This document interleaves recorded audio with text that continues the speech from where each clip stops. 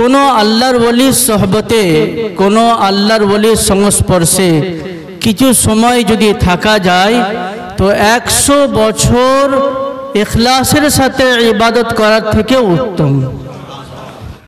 আলহামদুলিল্লাহ রাব্বিল আলামিন والصلاة والسلام على سيد الأنبياء والمرسلين وعلى آله وأصحابه أجمعين أما بعد। সমস্ত প্রশংসা, সমস্ত গুণগান সেই আল্লাহ রাব্বুল আলামিনের দরবারে, যে আল্লাহ তাআলা তার নেক বান্দাদের মধ্যে আল্লাহ তাআলা আমাদেরকে আসার তৌফিক দান করেন। আলহামদুলিল্লাহ।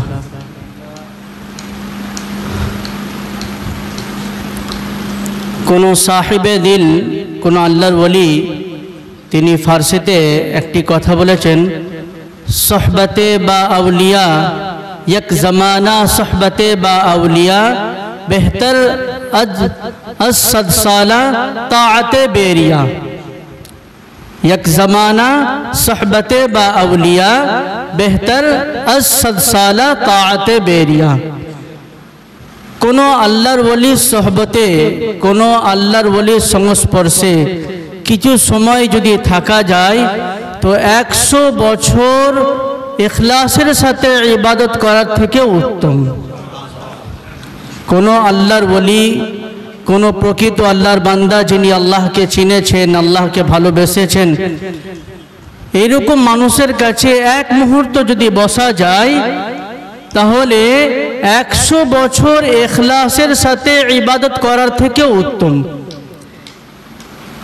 কিতাবের মধ্যে আছে যে হযরত মুফতি শফি উসমানী সাহেব রাহিমাহুল্লাহ, মুফাসসিরে কোরআন যিনি মারিফুল কোরআন লিখেছেন, তিনি হযরত হাকিমুল উম্মত আশরাফ আলী থানভী রহমতুল্লাহ আলাইকে এই ব্যাপারে, এই ফার্সির এই ছন্দের ব্যাপারে জিজ্ঞাসা করেছিলেন যে আমার মনে কৌতূহল আছে, মানে প্রশ্ন জাগছে এর ব্যাপারে, যে একটা মানুষ এক মুহূর্ত একটা আল্লাহর ওলির সোহবতে বসবে আর 100 বছরের ইখলাসের সাথে ইবাদত করার থেকে উত্তম।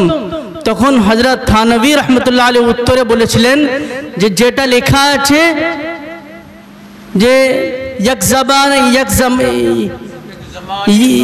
সোহবতে বা আউলিয়া আজ বেহতর সদ সালা, ওটা হওয়া দরকার ছিল লাখ সালা, ওটা হওয়া দরকার ছিল লাখ সালা বেহতর আজরিয়া।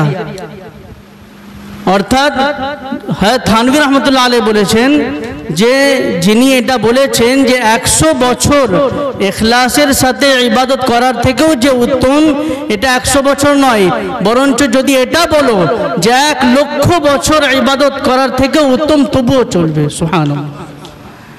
তার কারণ জনাবে রাসূলুল্লাহ সাল্লাল্লাহু আলাইহি ওয়াসাল্লামের কাছে যারা, যে সমস্ত সাহাবারা এক মুহূর্তের জন্য বসেছিলেন, এক মুহূর্তের জন্য বসেছিলেন, তারা সমস্ত তাবেঈর থেকে উত্তম ছিলেন। সমস্ত তাবেঈর থেকে এমন অনেক সাহাবা হয়তো ছিলেন যাদের ইবাদত কম ছিল, কিন্তু নবীজির কাছে বসার কারণে, তার সোহবতের কারণে তাবেঈ তাদের থেকে বেশি ইবাদত করার পরেও তাদের স্থানে পৌঁছতে পারেননি। তো সেই রকমই যারা সত্যিকার আল্লাহর ওলি হন, তাদের সোহবতে কিছুক্ষণ সময় কাটানো একটা মানুষের ব্যক্তিগত ইবাদতের থেকে উত্তম জিনিস। আল্লাহ তাআলা আমাদেরকে সাহিবে নিসবত এবং সাহিবে দিল আল্লাহর ওলিদের সোহবতে আসা এবং বসার তৌফিক দান করুক। ওয়া আখিরু দাওয়ানা আলহামদুলিল্লাহি রাব্বিল আলামিন।